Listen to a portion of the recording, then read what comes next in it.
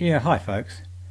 I guess by now you've realised that the left has this obsession with turning bad into good. They turned homosexuality from a bad into a good. Even though nothing has changed there, it is now a good. They've turned dope smoking from a bad into a good. It is still bad now, but it's now a good. And they've turned communist China from a bad into a good, even though nothing has changed in communist China. So let's go and see how good this communist China is. Eating bills. There's another story that is gaining traction tonight in China. This photojournalist, known for capturing the darker side of communist China, has vanished for weeks. His wife now says that she believes the Chinese government is involved. In fact, no country has jailed more journalists than China. This, of course, drawing comparisons to the death of Jamal Khashoggi earlier this month.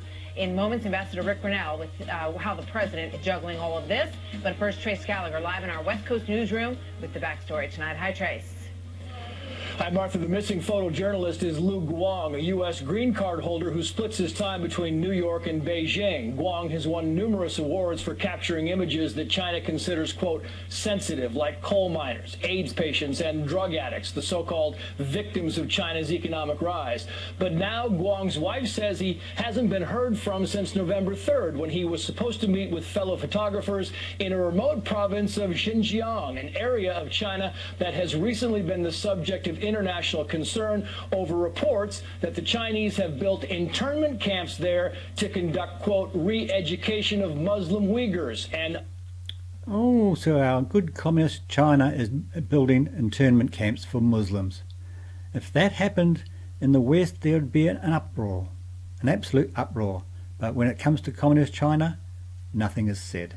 Other ethnic groups. An estimated 1 million Chinese Muslims have reportedly disappeared into those camps. In fact, some say it's the biggest mass internment of civilians in the world today. A former detainee told NBC it's like prison conditions with political indoctrination, including patriotic songs and lessons in Chinese.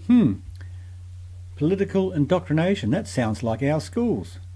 If you added a few things like multiculturalism and gay indoctrination and anti-white sentiment, it would be exactly the same as our schools. Loyalty. Beijing calls the camps job training centers, and human rights organizations argue that in the wake of those negative reports, the Chinese government is trying to shut down information coming from that region. And now the Associated Press says Chinese officials have confirmed that Lu Guang and a colleague were taken away by Xinjiang state agents. The director of Human Rights Watch reportedly said, quote, the Chinese government has a long history of simply taking people whose views it doesn't like, literally off the grid, and disappearing them. Disappearing them, that's for real. The Committee to Protect Journalists has now called on China's government to clarify what happened to Lu and allow him to travel freely. Last year, Lu Guang said the reality in China is that you never know if you're going to get in trouble because there are no written rules. Lu's wife, who's here in the U.S., has now set up a Twitter account to spread information about her husband's disappearance. Martha. Trace, thank you very much. Here now, Dr. Michael Pillsbury from the Center for Chinese Strategy at the Hudson Institute. He's the author of the book, The 100-Year Marathon, China's Secret Strategy to Replace America as the Global Superpower. And Steve Hilton, host of The Next Revolution. Welcome to both of you. Dr. Pillsbury, let me start with you. Your take on this story and how similar is it to what we saw with Khashoggi? Well, the important difference, Martha, as you know, is that Khashoggi did not have a green card. He didn't have a wife in the United States complaining. But the other really big difference is it's one thing if it's Saudi Arabia, something else again if it's the world's second largest economy. And that's a main point, isn't it? They overlook China. The globalists overlook China simply because of its economy. Still an enormous amount of goodwill toward China in our press and academic circles. So I don't expect the outcry to be as great about Mr. Liu. It should be greater, actually. But it won't be as great as with Khashoggi, who was sort of an employee of the Washington Post. And that's the point, isn't it? He was an employee of the Washington Post, the fake news Washington Post. And that's why this story has gone worldwide. It's because the left picked it up from the Washington Post. This wasn't supposed to happen, Martha. As you know, 40 years ago, the great dream that a few people, Donald Trump being one, myself as another, writing books saying this would not happen, we lost. The mainstream still is pro-China. So I'm kind of pessimistic about Mr. Liu. Yeah, you think about the fact that there is a lot of backlash, Steve Hilton, about meetings with Putin or not meeting with Putin, meeting with the Crown Prince, not meeting with the Crown Prince, and yet, as Dr. Pillsbury points out, nobody is saying that about China, and yet they are... Exactly the point, isn't it?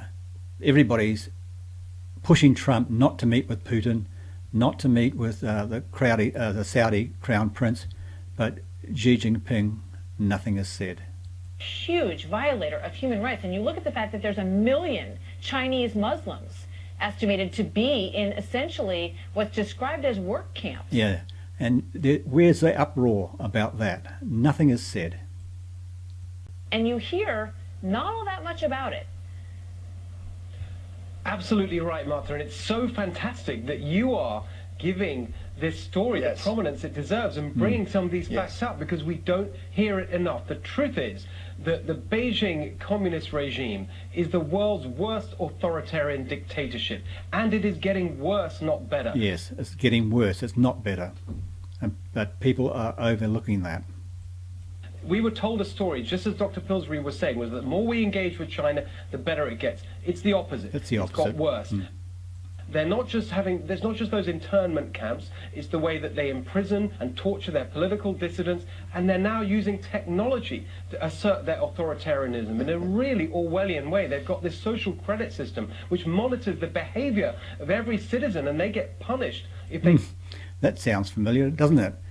We don't have a system like that, but we have political correctness, and if anyone says something wrong here, politically incorrect here, we get punished as well.